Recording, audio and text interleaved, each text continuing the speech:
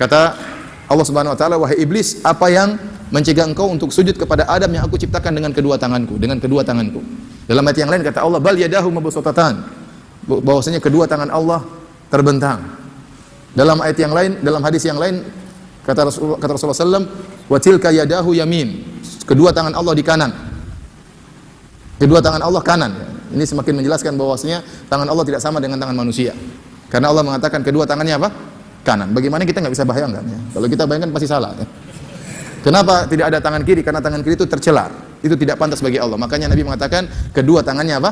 Kanan. Semakin menjelaskan bahwa tidak sama dengan tangan manusia. Ahlussunnah menghadapi ayat ini mudah, mengatakan Allah punya tangan, bagaimana yang kita tidak tahu. Bagaimana kita tidak tahu. Yang jelas Allah sebutkan tangan Allah sangat besar. Sampai Allah mengatakan wa ma qadarullah haqqa qadri. Sungguhnya mereka tidak mengagungkan Allah sebagaimana mestinya. Wal ardu jami'an qabdatuhu yaumal qiyamah. Dan sungguhnya bumi seluruhnya berada dalam genggaman Allah. Was samawati matwiyatun bi yaminihi. Dan langit seluruhnya terlipat dalam tangan kanan Allah Subhanahu wa taala. Subhanahu wa taala amma yusyrikun. Maha suci Allah atas kesyirikan yang mereka lakukan. Ini sebagian sifat yang Allah jelaskan tentang tangannya, di antaranya tangan Allah sangat apa? Besar, sehingga bumi dalam genggaman tangan Allah Subhanahu wa taala, langit-langit dilipat dengan tangan kanan Allah Subhanahu wa taala. Assalamualaikum warahmatullahi wabarakatuh. Bismillah walhamdulillah wassalatu wassalamu ala rasulillah la hawla wa la quwata illa billah amma ba'du.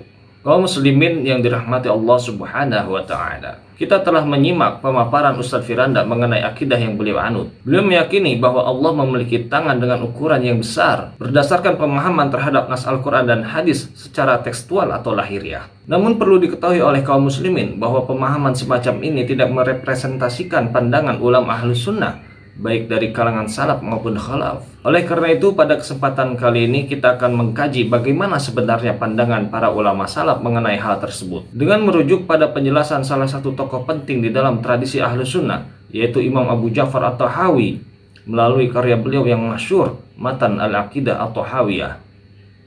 Ini adalah kitab Matan Al-Aqidah At-Tahawiyah. Redaksinya ada di halaman 7 dan di halaman 15. Hadza dzikru bayani aqidati ahli sunnati wa jama'ati. Ini adalah penjelasan tentang akidah Ahlus Sunnah wa Jamaah ala madhabi fuqaha'il millati Abi Hanifah Nu'man bin Thabit Al-Kufi wa Abi Yusuf Yaqub bin Ibrahim Al-Ansari wa Abi Abdullah Muhammad bin Al-Hasan Asy-Syaibani. Menurut madhab para fuqaha umat ini, Abu Hanifah An-Nu'man bin Thabit Al-Kufi, Abu Yusuf Yaqub bin Ibrahim Al-Ansari, dan Abu Abdullah Muhammad bin Al-Hasan Asy-Syaibani, ridwanullahi alaihim ajma'in. Semoga Allah meridai mereka semua. Wa may ya'taqiduna min usulid dini wa yadinuna bihi rabbal alamin. Dan apa yang mereka yakini dari pokok-pokok agama serta apa yang mereka anut sebagai agama kepada Rabb semesta alam. Kemudian Imam At-Tahawi berkata, wa ta'ala anil hududi wal ghayati wal arkani wal a'dha'i wal adwati la tahwihil jihatus situ kasairil mubtadi'ati. Dan dia maha suci dari batas-batas, akhir-akhir, susunan bagian-bagian, anggota-anggota tubuh, dan alat-alat perbuatan. Arah-arah yang 6 tidak meliputinya sebagaimana makhluk-makhluk yang baru. Dari penjelasan tersebut dapat dipahami bahwa penetapan sifat yad oleh para ulama salaf disertai dengan sikap tafwid terhadap maknanya, yakni menyerahkan maknanya sepenuhnya kepada Allah Ta'ala. Hal ini karena mereka meyakini bahwa Allah Ta'ala tidak memiliki jasad maupun anggota tubuh. Berbeda hanya dengan kelompok Wahabi yang tidak melakukan tafwid terhadap makna tersebut, melainkan memahami kata yad secara tekstual. Pemahaman ini secara implisit menunjukkan keyakinan bahwa Allah memiliki anggota tubuh. Karena dalam bahasa Arab, kata yad secara lahiriah bermakna bagian tubuh dari telapak tangan hingga ujung jari, sebagaimana yang dijelaskan di dalam Kamus Lisanul Arab. Ini adalah Kamus Lisanul Arab juz 15. Redaksinya ada di halaman 437. Wa qala Abu Ishaq, al-yadu min atrafil asabi' ilal kafi. Abu Ishaq berkata, al-yad itu dari ujung-ujung jari hingga telapak tangan. Dan karena itu pula yad tersebut diterjemahkan ke dalam bahasa Indonesia sebagai tangan. Imam Al-Haramain, salah satu ulama besar Ahlus Sunnah wa Jamaah yang hidup pada abad keempat Hijriah dan termasuk dekat dengan masa salaf, telah menjelaskan bahwa manhaj salaf di dalam memahami sifat-sifat Allah adalah dengan mentafwid makna.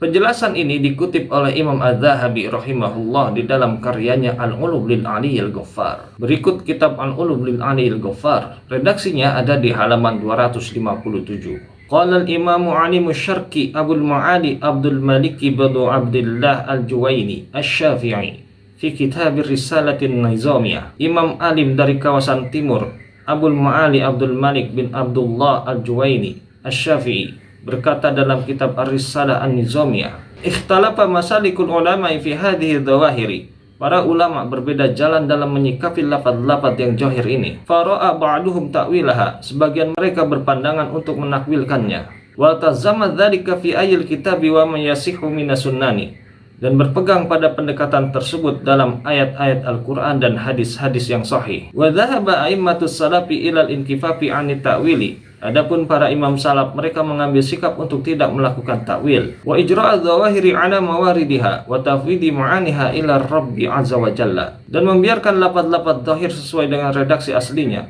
serta menyerahkan makna-maknanya kepada Allah 'azza wa jalla. Dengan demikian, tampak adanya perbedaan yang substansial antara akidah yang dianut Ustadz Firanda dengan akidah para ulama salaf. Oleh karena itu, apabila Ustadz Firanda mengklaim bahwa akidah yang beliau pegang sejalan dengan manhaj salaf, maka klaim tersebut tidak dapat dibenarkan dan bertentangan dengan realitas yang dapat diverifikasi secara ilmiah. Demikian yang bisa saya sampaikan. Mudah-mudahan bermanfaat. Allahu a'lam bissawab. Wassalamualaikum warahmatullahi wabarakatuh.